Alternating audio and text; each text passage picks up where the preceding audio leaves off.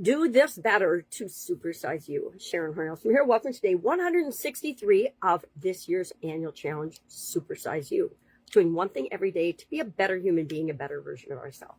In today's topic, we're focusing on the physical area and aspect of the life framework that I share. And that means we're thinking about anything related to our physical beingness, right? Our physical body, our physical health, our capabilities, all the things related to that. And today's topic is breathing better. Now, breathing's been coming up a lot in what I've been noticing and things that I've been experiencing and things I've been hearing. And maybe it's because it's today's topic, and so I'm just got my reticular activating system and it's out there picking up everything about breathing. But I think probably 5 or 6 times yesterday it came up in different calls and different groups I was participating in. And I'm like, interesting. Well, then I went to prep for today's challenge and it's like, oh, lung capacity. It's all about breathing. Now, I want to share a tool with you because I don't want to forget. And I usually do it on the 7th of the month because it's the 7Y exercise. But for some reason, I did not do it this month. I think it's probably because I was sick and I'm still got that little bug and cough and cold, but I'm choosing to breathe my way through it and not let it bother me. But the tool I want to share is the 7Y exercise. And I want to give Dean Graziosi credit for this because he is the one I learned it from. January 2020, he had I guess just a little, it wasn't really a webinar, just a little presentation talking about this 7Y exercise. Now, you might be familiar with the 5Y exercise. I have been doing that for, I don't know, probably a couple of decades, asking myself a series of 5Y questions. And what he said, and I agree with him because I was skeptical as well, that by adding 2 more layers deep of why, you can go as deep as you choose, but it gets you to a much more core level of why something is important to you. And he challenged us all to try it. I tried it because I didn't really believe it. I thought, well, what is asking why 2 more times going to do?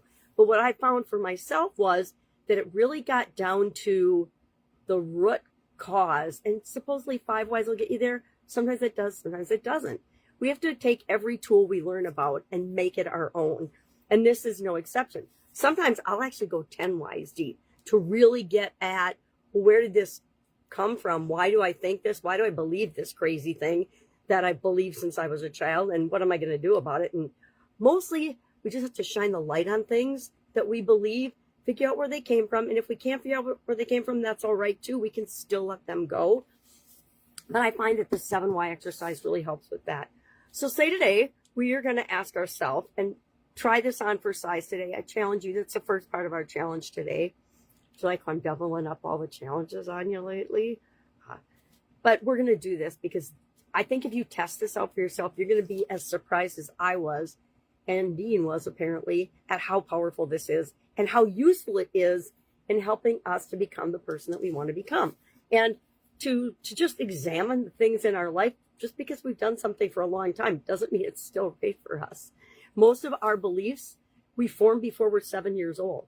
Now, I don't know about you, but I like to think I'm a lot smarter at 66 than I was at 7 or before 7. So how do we do this? I like to think about, well, what do I want? You can use it for challenges. You can use this just like the SOAP framework for pretty much anything. But I like it because it gets to the root cause of something. So I might ask myself, well, I think about what I want, and then I ask myself, well, why do I want that? So let's use today's challenge for physical health and well-being. Lung capacity, increased lung capacity. We breathe better, we perform better. Why do I want that? Why do I want increased lung capacity? Well, it increases oxygen to my cells in my body. It increases my performance. It increases my muscles and my ability to think, because our brain's kind of a big muscle in a lot of situations. And I want to be able to think as clearly as possible whenever possible. So increasing my lung capacity will help that. Well, then once I answer that question, I ask, well, why do I want to think better? I want to think better so that I realize that I have more options than I often believe, and that I get better results because I have more choices. More choices to me means more opportunities. More opportunities to me, I know I'm rambling way too much about this. You just ask one why, right? Fill in the first thing that pops into your head. then ask, why do you want that? Next thing that pops into your head, why do you want that? The next thing that pops into your head. I'm making it very complicated, and it doesn't need to. So you can do that for today's challenge or anything else that you want or are thinking about in your life, or a situation that you want to deal with and contend with. Well, why do you want to, maybe you want to have better communication with your significant other or with a coworker. Why do you want that? Well, because you want to have a better relationship. Why do you want a better relationship? Because you want to get better results and have a more pleasant working environment. That's 2. So just split it up and go through it 7 times and then see what happens on the bottom.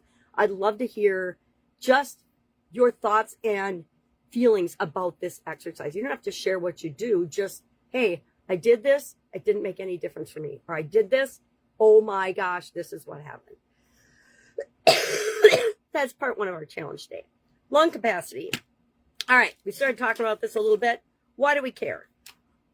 Our lung capacity determines how much oxygen gets in our body. How much oxygen we are able to process determines how well everything in our body functions. All our cells, including our brain, our cognitive ability, our ability to think and reason and manage our emotions. Because sometimes our emotions need a little bit of a curve, right? They don't need to all be right on our face. Some of us have all of our emotions showing on our face, whether we want them to or not.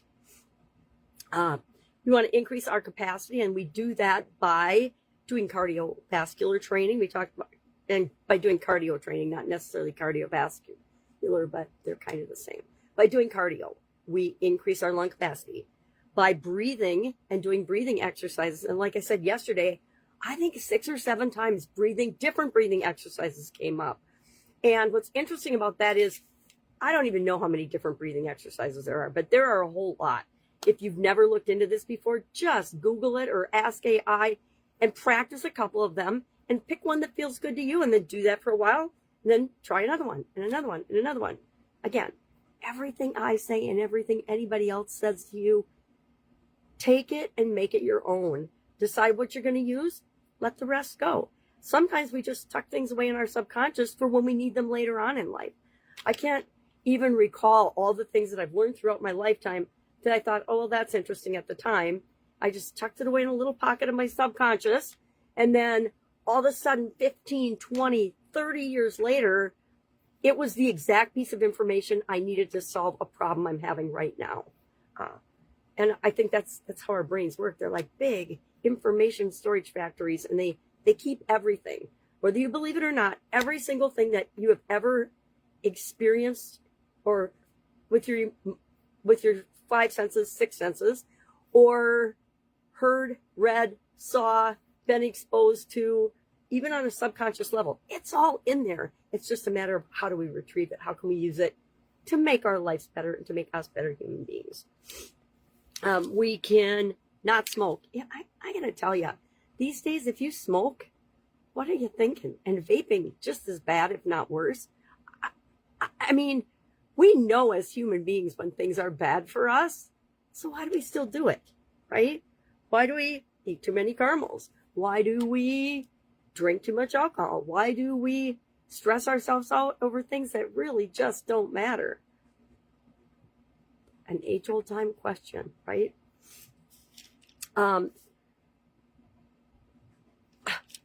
The other one that we can do to increase our lung capacity is reduce our exposure to pollution. Wouldn't that be awesome? I think a lot of that is outside of our control, but we get to choose our environments. If you go spend time in fresh air in a park, you're better off than if you're living in the inner city where there's lots of smog and pollution. Common sense. Deep breathing expands our lung capacity and allows us to reduce stress while performing better at the same time. I think it's a win-win. So our challenge today is, I want to say pick one breathing exercise and try it on for size today. 4-4-6 is a popular one. 4-6-8, meaning inhale for 4, a count of 4, hold for a count of 4, exhale slowly for a count of 6. There's so many. 4-4-4 is a popular one. Box breathing, 4-4-4-4. Inhale for 4, hold for 4, exhale for a count of 4, and then like just pause in between breaths for a count of 4, and then do it again. And I like to do between 3 and 10 cycles of whatever breathing exercise I'm doing.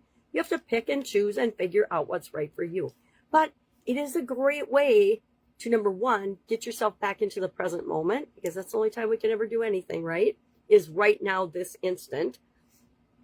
And so sometimes our mind is wandering either to the past or the future, and we want to bring it back home. And a breathing exercise is one of the fastest, easiest ways to do that. Because if we focus on our breath, that's what meditation really is to me. It's just focusing on my breath and turning off some of the noise, or as much of the noises as humanly possible around us, so we can actually know what's important to us. So today, what are we going to do? I challenge you to do one of these breathing exercises. Pick one, any one. If you need a suggestion, just ask me. I've got like, I don't know, dozens of them. But it's like anything else. We have to test it out and make sure it works for us. And then you can add cardio to your life. That will help as well. Go for a walk. It's something as simple as going for a walk. Go stand outside in nature, or just sit by a window for a couple of minutes and just breathe and pause and give yourself a little mini rest during the day, right? Talk about the best way to recharge your batteries. Our question for today and our action item is, in addition to doing a breathing exercise, answer this question. Can you hold your breath for 60 seconds? I challenge you to test this today and use a timer, and then share in the comments below how many seconds you can hold it for. 30, 20, 5. Maybe you're a really shallow breather and you can only do like 10 seconds at a time. 120 seconds, whatever it is, share in the comments below. I will admit that when I was younger, I haven't tested this in a long time, so I'll do it too. But when I was younger, we had a swimming pool growing up. My dad, family of all girls, he wanted to keep an eye on us all. So the smartest thing he ever did was stick a pool in the backyard. And we would have contests where we would hold our breath underwater. And so I think I was up to over a couple of minutes, which was kind of cool. I definitely don't have that lung capacity these days, but I will test it out. All right, that's it. If I can help you in any way, hit me up and ask. Otherwise, have an amazing day, and I will, of course, be with you tomorrow.